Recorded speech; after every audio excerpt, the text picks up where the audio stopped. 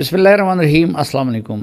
General Qamar Javed Bajwa کے برعکس general Asif Munir media والوں سے دور رہتے ہیں۔ یوں ملکی صورتحال سے متعلق ان کی سوچ کا اندازہ صرف فوج اور اس کے متعلقہ اداروں کے اقدامات سے لگایا جا سکتا ہے، یا پھر ان کی تقاریر اور بالخصوص فی البدیہہ تقاریر بھی بڑی حد تک ان کی سوچ اور فکر کی عکاس ہوا کرتی ہے۔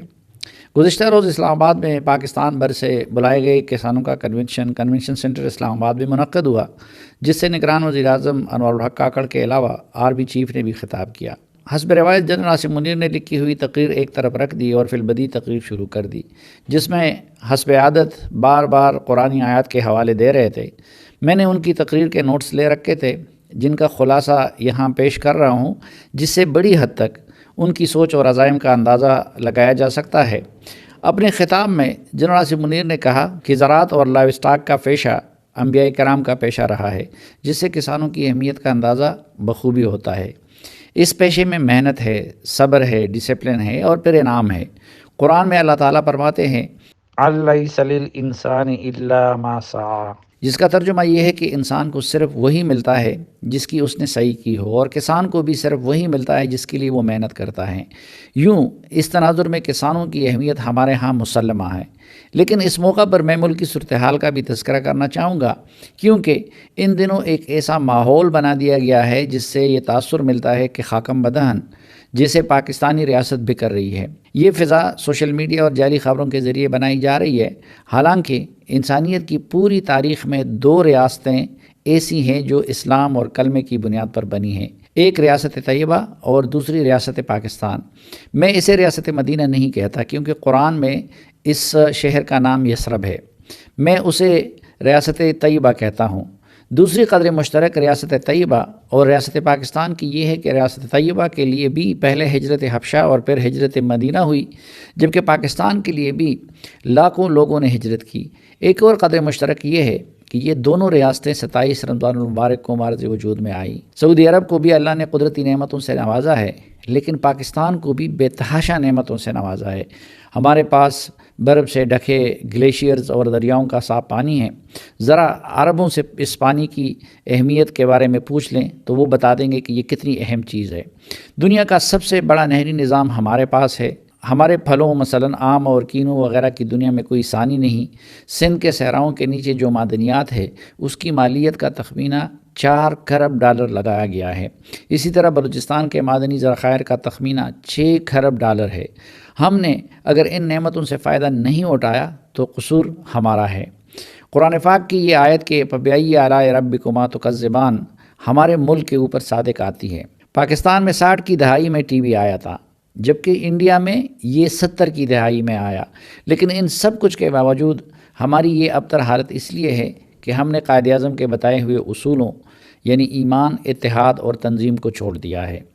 ایمان کے ہم نے ٹکڑے کر دیے۔ ہم ان جھگڑوں میں پڑ گئے کہ جن کا فیصلہ اللہ نے کرنا ہے۔ کوئی شیعہ، کوئی سنی، کوئی دیوبندی، تو کوئی بریلوی، تو کوئی اہل حدیث بنا پھرتا ہے۔ اللہ نے کہا ہے کہ اس کا فیصلہ مجھے کرنا ہے کہ کون جنت میں جائے گا اور کون دوزخ میں، لیکن ملاؤں کے پیچھے لگ کر ہم نے اپنے مذہب کو تقسیم کیا۔ ہم نے اپنے ہاں اتحاد کو بھی نہیں چھوڑا، جبکہ تنظیم کا تو جنازہ ہی نکال دیا۔ اقبال نے کہا تھا، اپنی ملت پر قیاس اقوام مغرب سے نہ کر، خاص ہے ترکیب میں قوم رسول ہاشمی۔ لیکن ہم اپنی تہذیب و ثقافت کو چھوڑ کر مغربی تہذیب و ثقافت اپنانے لگے۔ اگر یہی کچھ کرنا تھا تو پھر ہندو تہذیب کو اپنا لیتے۔ یہ ملک تو ہم نے اس لیے بنایا تھا کہ یہاں ہم اپنی ثقافت اور دین کے مطابق زندگی گزار سکے۔ اسی لیے تو اقبال نے کہا تھا کہ کبھی اے نوجوان مسلم تدبر بھی کیا تو نے، وہ کیا گردوں تھا تو جس کا ہے ایک ٹوٹا ہوا تارا، تجھے آبا سے اپنی کوئی نسبت ہو نہیں سکتی کہ تو گفتار وہ کردار تو ثابت وہ سیارہ۔ ان حقائق کے باوجود سوشل میڈیا کے ذریعے مایوسی اور ہیجان کا ماحول پیدا کیا جا رہا ہے، اور اس لیے میں سوشل میڈیا کو شیطانی میڈیا کہتا ہوں۔ یہ سوشل میڈیا آپ سے وہ سارے کام کرواتا ہے جس سے ہمارے مذہب اور ثقافت نے منع فرمایا ہے۔ مثلاً قرآن میں ہے کہ یا ایھا الذین آمنوا ان جاءکم فاسق بنبأ فتبینوا ان تصیبوا قوما بجہالۃ فتصبحوا علی ما فعلتم نادمین، یعنی اے ایمان والو، اگر کوئی فاسق تمہارے پاس کوئی خبر لائے تو تحقیق کر لو کہ کہیں کسی قوم کو بے جانے ایذا نہ دے بیٹھو، پھر اپنے کیے پر پچھتاتے رہ جاؤ۔ یوں اللہ نے خبر کو پھیلانے سے قبل اس کی تحقیق کا حکم دیا ہے، لیکن سوشل میڈیا بغیر تحقیق کے جھوٹی خبریں پھیلاتا ہے۔ اس میں تحقیق کا آپشن نہیں ہوتا بلکہ فارورڈ، کٹ اور پیسٹ کے آپشن ہوتے ہیں۔ اسی طرح قرآن میں ارشاد ہے، يا أيها الذين آمنوا لا يسخر قوم من قوم عسى أن يكونوا خيرا منهم ولا نساء من نساء عسى أن يكن خيرا منهن ولا تلمزوا أنفسكم ولا تنابزوا بالألقاب بئس الاسم الفسوق بعد الإيمان ومن لم يتب فأولئك هم الظالمون۔ اس آیت میں اللہ نے ہدایت کی ہے کہ ایک دوسرے کا مذاق نہ اڑاؤ اور القابات سے نہ پکارو، لیکن سوشل میڈیا میں گالم گلوچ کے سوا کچھ نہیں ہوتا، اور جب ہم یہ حرکتیں کریں گے تو اللہ کی نعمت کیوں ہماری طرف آئے گی؟ ہمارے ملک کا 43% طبقہ زراعت سے منسلک ہے، لیکن یہ کتنے شرم کی بات ہے کہ ہم ہر سال $1 ارب کی دالیں باہر سے منگواتے ہیں۔ اس لیے پاکستانی عوام کو چاہیے کہ جب ان سے کوئی ووٹ مانگنے آئے تو وہ ان کے سامنے زراعت کی ترقی کے لیے کام کرنے کی کوشش کا شرط رکھیں۔ بدقسمتی سے نعمتوں سے مالا مال یہ ملک اس وقت مافیاستان بن چکا ہے، اور ان مافیاؤں کی سرکوبی کے لیے ہمیں مل کر کام کرنا ہوگا۔ فوج نے اس لیے گرین پاکستان کا منصوبہ شروع کیا ہے۔ ISIFC اسی لیے بنایا گیا ہے کہ اس کے تحت بیرونی سرمایہ کاری لائی جا سکے، اور خواہ جس کی بھی حکومت آئے ہم اپنا یہ کام کرتے رہیں گے۔ آپ لوگوں نے مایوس نہیں ہونا ہے، کیونکہ مایوس صرف کافر ہوا کرتے ہیں۔ اللہ نے ہمیں حکم دیا ہے کہ لا تقنطوا من رحمت اللہ، اللہ کی رحمت سے مایوس نہیں ہونا ہے۔ اللہ ہی نے ہمیں صبر کا درس دیا ہے اور فرمایا ہے کہ وہ صبر کرنے والوں کے ساتھ ہے۔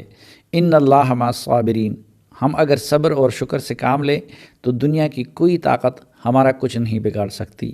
وَإِذْ تَأَذَّنَ رَبَّكُمْ لَئِن شَكَرْتُمْ لَيَزِيدَنَّكُمْ وَلَئِن كَفَرْتُمْ إِنَّ عَذَابِي لَشَدِيدٌ، یعنی اور یاد کرو کہ جب تمہارے رب نے اعلان فرما دیا کہ اگر تم میرا شکر کرو گے تو میں تمہیں اور زیادہ عطا کروں گا، اور اگر تم ناشکری کرو گے تو میرا عذاب سخت ہے۔